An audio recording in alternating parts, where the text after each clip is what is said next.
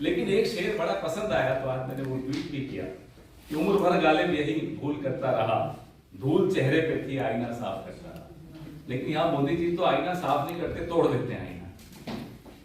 BBC पर कल आपने देखा क्या सर्वे, हमारे साहब को इतना नहीं मालूम, बीबीसी कोई प्रॉफिट लॉस का रेवेन्यू मॉडल नहीं है। जितने भी सब्सक्राइबर हैं बीबीसी के, वो एक लाइसेंस फीस पोस्ट ऑफिस में जमा कराते हैं।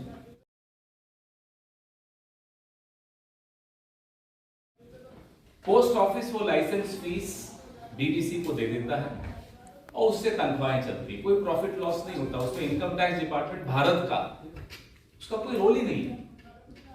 इससे साहब को क्या फर्क पड़ा? उन्हें तथ्यों से कोई मतलब नहीं। साहब के अतीत पे कोई प्रकाश डाल दे या कोई अतीत को सामने खंगाल कर ले आए तो वो उस आदमी का, उस मीडिया हाउस का भविष्य बर्बाद कर दे।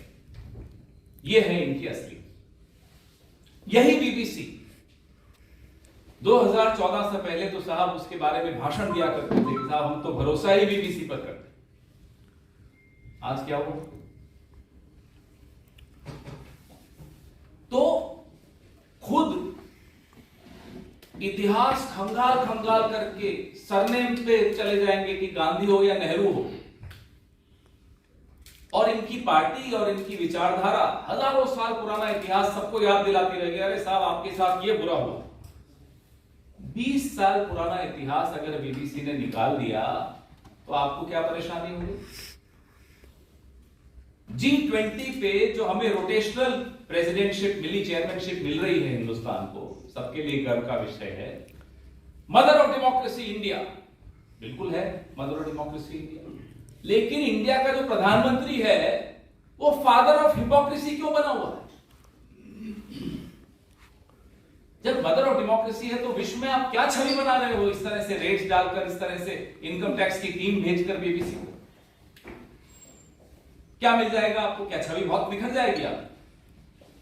आप सबको मालूम होगा, क्योंकि आप सबसे वाबस्ता है, आप से रिलेटेड है ये बात, कि वर्ल्ड प्रेस फ्रीडम इंडेक्स में 2021 में हम 142वें रैंक पर थे, 2022 में हम 150वें रैंक पर चले।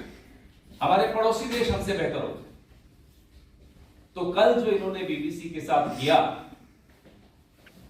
आपको क्या लगता है कि हम वर्ल्ड प्रेस फ्रीडम इंडेक्स में और बढ़ जाएंगे? इसमें हमारा रैंकिंग सुधर जाएगी?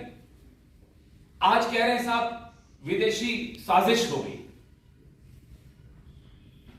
दैनिक भास्कर ने क्या कर दिया था जब उन पर रेड हुई थी? वो भी विदेशी साजिश थी। न्यूज क्लिक क्या विदेशी साजिश का हिस्सा था? न्यूज लॉन्ड्री क्या विदेशी साजिश का हिस्सा था? पहले एक चैनल पे रेड डालते हैं, फिर उनका दोस्त वो चैनल खरीद लेता है। ये कौन सी साजिश है? ये कौन सा टूल किट है?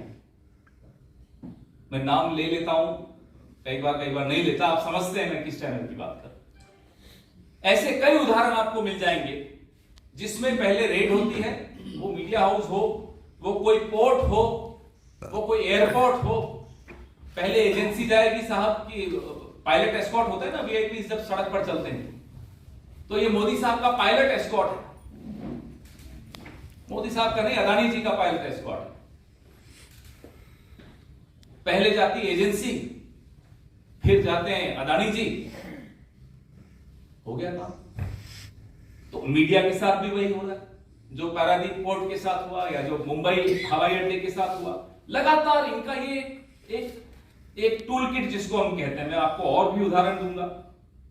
जो पहले इनकी पायलट गई, फिर ये खुद गए, इनके दोस्त गए, Ambuja cement, ACC, UltraTech cement पहले छापा, फिर दोस्त। कितना अच्छा मॉडल है देखिए। एनडीटीवी, क्विंट, कहां इन्होंने ऐसा नहीं किया मुझे बताइए। तो अब जो इन्होंने कल किया है, हमें चिंता देश की छवि की। पहले आपने फिल्म पे बैन लगाया कि यहां स्ट्रीमिंग नहीं हो सकती, अब पता नहीं हिंडलबर्ग का दिल्ली में ऑफिस है, इंडिया में कहीं है या नहीं, होता तो अब तक एजेंसीज पहुंच चुकी होती। अब पता नहीं कोशिश कर रहे होंगे कैसे उन देशों में जाकर अपनी एजेंसी को भेजें। मुझे लगता है इनको ईडी, सीबीआई, इनकम टैक्स का अलग अलग देशों में एक फ्रंटल ऑर्गेनाइजेशन तो इनकी बनी गई है, अलग अलग देशों में इनकी शाखाएं बना देनी चाहिए। जैसे आरएसएस की शाखाएं होती ना, वैसे ईडी की शाखा अमेरिका में, इंग्लैंड में, शायद फिर हिंडलबर्ग जैसे लोगों को भी चुप करा सके। मजाक बना दिया है देश। He's made a mockery of this country. We are not a banana republic and we'll never be. लेकिन आप जो इस देश में कर रहे हैं, फिलिप कॉटलर अवार्ड न पहले सुना न बाद में सुना, पूरा तंत्र जागृत हो गया, अरे साहब मोदी जी को जय जयकार हो गई, फिलिप कॉटलर अवार्ड मिल गया। तब विदेशी साजिश नहीं होती। ऐसी ऐसी अखबारें जिनका कभी नाम नहीं सुना विदेशों में, कहीं उन्होंने पेज 1 पे छाप दिया कि मोदी जी महान है, तो मोदी जी बस उसी को लेकर पूरे देश में डिबेट्स हो रही होती हैं। विश्व गुरु जो अब तक तो देश के मीडिया को काबू करता था, विदेश के मीडिया पर भी रेड डालता है। विश्व गुरु ऐसे बनते हैं, विश्व गुरु पूरे विश्व के मीडिया पर रेड डालेगा, ऐसा विश्व गुरु होगा। मजाक बना रहे, हंस रहे हैं लोग। और दुख होता है कि जब भारत जैसे देश के प्रधानमंत्री की हंसी होती है। इस तरह अफसोस होता है, भले विपक्ष में हो, प्रधानमंत्री होता है, अपनी हंसी खुद उड़वाएगा। मुझे याद आया लंदन में ही एक नजारा, मैदाम ट्यूसाट म्यूजियम में इनकी मोम की एक छवि बनी मोदी जी की। वो नजारा आप याद करिए, खड़े होकर उसको निहार रहे थे, अपनी ही छवि को।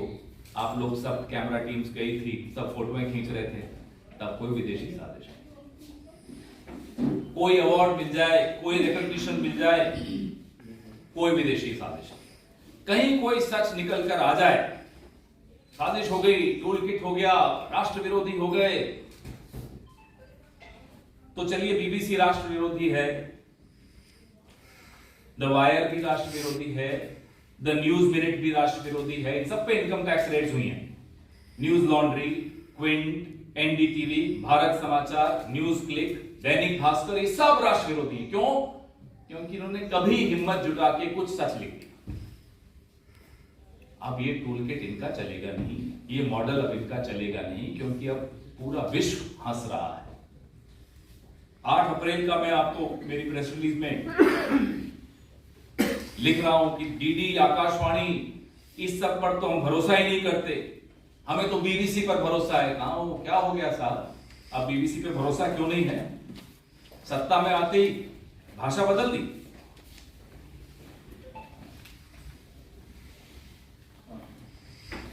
एडिटर्स गिल्ड ने कल एक स्टेटमेंट जारी किया, बीबीसी पर इनकम टैक्स के छापों की निंदा की।